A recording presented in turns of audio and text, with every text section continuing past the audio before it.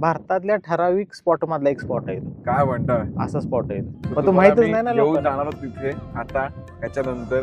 त्यामुळे हा व्हिडिओ शेवटपर्यंत बघा. शेवटपर्यंत बघा. शेवटपर्यंत फक्त बघू नका. तुम्हाला लाईक करा, सबस्क्राईब करा, शेअर करा आणि तुम्ही इथे या. तुम्हाला अनसीन आम्ही धाराशिव दाखवतोय.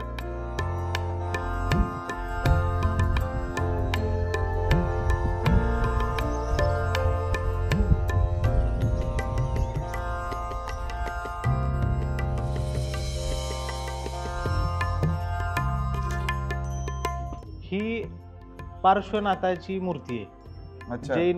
जैन साधकांचं हे साधन स्थान होतं. हे हे म्हणजे ही कसं आहे, भारतातलं एकमेव असं ठिकाण आहे, म्हणजे हा. ठराविक ठिकाण आहेत अशी की तिथं जैन, बौद्ध आणि हिंदू तिन्ही लेण्यांचा समूह एकाच ठिकाणी. अच्छा. असं एकमेव म्हणण्यापेक्षा ठराविक ठिकाणीच लेण्या आहेत तशा. कमी आहेत खूप अशा. खूप कमी. त्यातलं धाराशिव जिल्ह्यातलं हे एक ठिकाण आहे. पण जी हालत बघा काय खराब काय झाली. आता लोक येत नाहीत, पर्यटकांचं हे नसल्यामुळे थोडस हे. हा दिसतोय, हा नवीन पिलर बांधलेला आहे. अच्छा. हा जुना. ह्या पिलरची एक खासियत तुम्हाला दाखवतो जरा पलीकडे. हे दिसतंय का वरचं कार्विंग तुम्हाला? बरोबर. वरचं हे तुम्हाला रोम शैलीचं दिसेल बघा. रोम हा स्टाईल तशी तिकडे स्टाईल. हा म्हणजे आपल्या इथं एक असा पुरावा आहे की धाराशिव आणि रोमचं हे व्यापाराचं चांगलं हे होतं. अच्छा. व्यापार ते 2000 वर्षापूर्वीपासून ते व्यापार करतात, त्यामुळे ते तसं. हो, त्यांचं इकडे इन्फ्लुएन्स. हा, इन्फ्लुएन्स त्यांचा चांगला आहे इकडं.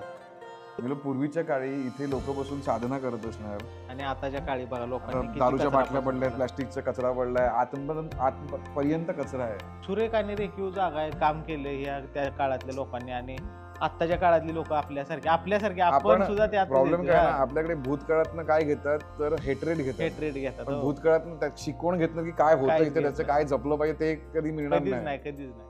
फक्त ह्याने माझे हे केली, त्याने आम्हाला मारलं, ह्याने आम्हाला ते केलं. ती गोष्ट म्हणतो ते बरोबर आहे ना. धर्म इथे येऊन जपण्यापेक्षा कमेंट सेक्शन मध्ये जपला जातो कीबोर्ड वॉरियर कडून आजकाल. खरं आहे यार, खरं आहे.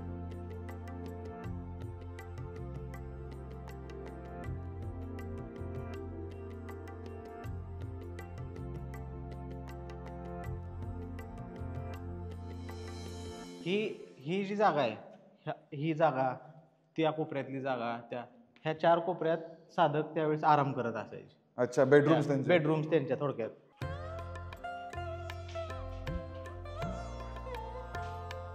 बघ इथे पण आहेत मूर्ती.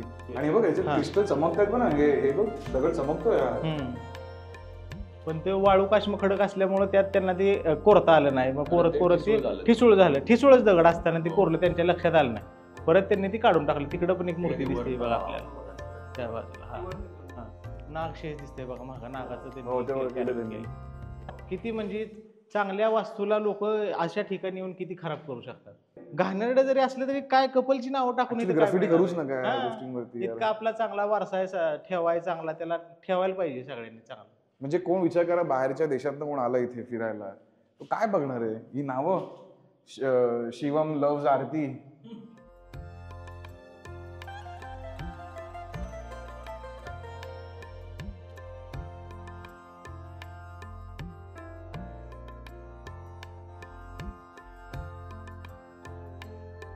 हा वरांडा म्हणजे हा व्यापाऱ्यांसाठी हा सुद्धा एक विसाव्याचं ठिकाण होतं इथं. म्हणून ते व्यापाराचं सामान ठेवून मग इथे थांबून आपल्या मार्गाला लागत होती. अच्छा. इकडे हे साधक आपली साधना करत राहायचे, आलेल्या लोकांची सेवा पण करायची आणि त्यांना पाठवून. म्हणून हे त्यांच्यासाठी हा स्पेस ठेवलेला आहे. हा ओढा काय सुंदर आणि आर्किटेक्चर काय सुंदर आहे ना. म्हणजे जागा जेव्हा ग्लोरी मध्ये असेल त्याच्या काय वाटत सुंदर ना. आणि त्यांचं सामान पण इथं राहू शकतं आणि ते सुद्धा इथं राहू शकतात. म्हणजे साधकांना सुद्धा कुणाचा डिस्टर्बन्स नाही आणि ह्यांचा त्यांना डिस्टर्बन्स नाही. मी इथे उभा आहे आणि अजून लांब आतमध्ये आहे, पण इथेपर्यंत त्यांच्या ह्याचा वास येतोय, शीचा, वटवाघांच्या विष्ठेचा वास येतोय.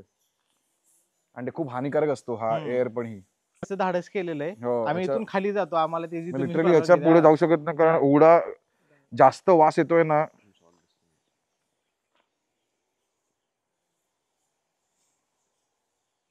एवढं काय वाटतं ना बघायला ही जागा. मी विचार करतो की जेव्हा पण ह्या जागा त्यांच्या ग्लोरी मध्ये असणार तेव्हा यांची काय ब्युटी असणार. 100%.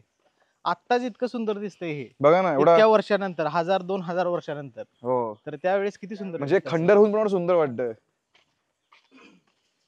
जपलं पाहिजे आपण या गोष्टी. हे त्यांचं प्रवेशद्वार. थोडं आपल्या घराला कसं दार असतं हा तशा पद्धतीचं हे दार आणि आहे मूर्त्या त्यांचं. बघा का छान आहे अजून पण ते हा बघ. हे द्वारपाल म्हणजे आपण घरात आपल्या कोणी कार्यक्रम काय असला तर आपण हा. लोकांना उभा करतो बरोबर, स्वागतासाठी. हा. तर हे 2 द्वारपाल आहेत दोन्ही बाजूची. ह्याच्यावर हो इथे पण पार्श्वनाथाची कोरलेलं आहे. मूर्ती होती बघा, पण ती आता भग्न झालेली आहे. वरच्या अच्छा, बाजूला वरती? दिसते बघा, हा, ओ तिथं हे दिसतं का? आधी आपण फुलाचं करायचो, ही लोक हा तोरण. हा तोरण. हे काय दिसतंय पूर्ण लेण्यांमधल्या राहिलेल्या पोल मधला एवढा एकच पोल आहे बघा, हा दिसतोय का? डिझाईन डिझाईन त्या ह्याच्यातला बाकी सगळं नवीन बांधलेलं. सगळे नवीन आहेत, कुठलंच राहिलेलं नाही ना, एकच तेवढं राहिलं. आणि हे दिसतंय का तुम्हाला?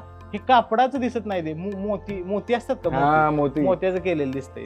मोती इकडचा तिकडे किंवा चुकला तर तिथे चुकीला माफीच नाही ना, तो वेस्टच हो, गेला. waste च मग गेला. किती डेडिकेशन असेल ते काम करण्यासाठी.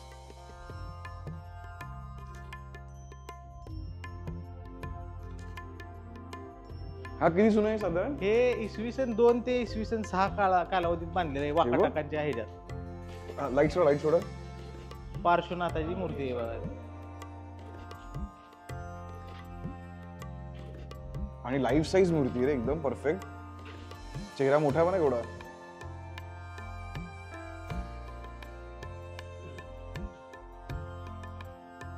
ओ वाव, काय सुंदर काळी मूर्ती आहे रे, एकदम. बुद्धाची का कोणाची, महावीरांची मूर्ती आहे का? पार्श्वनाथाची मूर्ती. पार्श्वनाथांची हा. मूर्ती. काय तो दगड चकाकतो येतो. त्याच्या मागे हे पण आहे, शेषनाग पण आहे, आणि त्याच्या पाठीमागे अजून देव आहेत. काय बनवलंय रे हे खूप सुंदर आहे.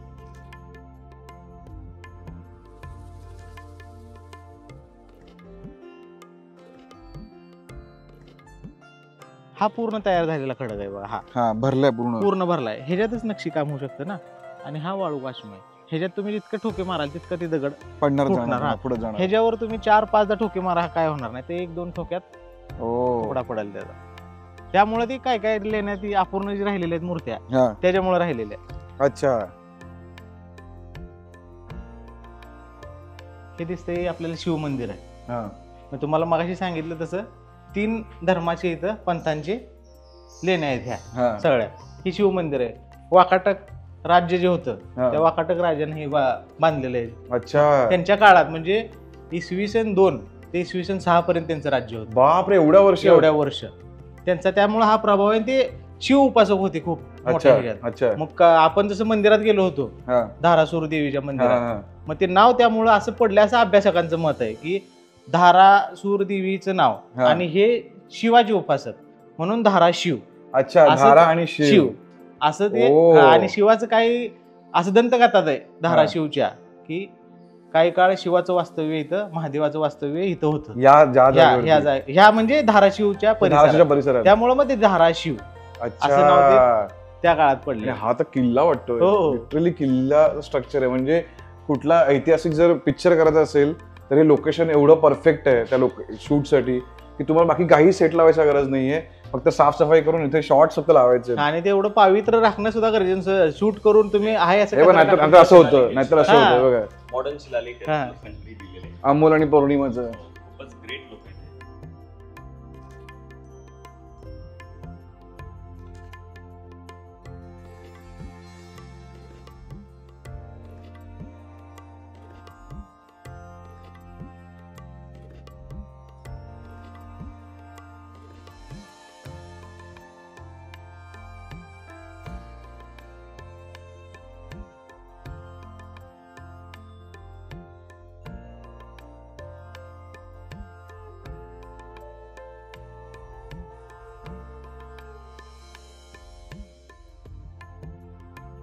मराठवाडा भागात हा पावसाचं प्रमाण कमी आहे. बरोबर.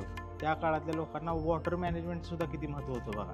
अच्छा. त्यांनी पाण्याचं बाष्पीभवनच होऊ दिलं नाही. अजूनपर्यंत पाणी आहे त्यात.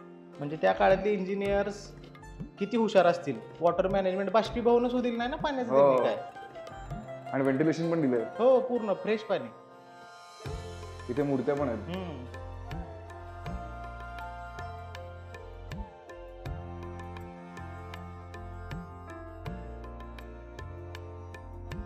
धाराशिव सारख्या जागी असं लँडस्केप बघायला खरंच लोकांनी पावसात तर आलं पाहिजे यार. हे ना किती सुंदर दिसते बघा. आत्मिक सुख देणार आहे सगळं.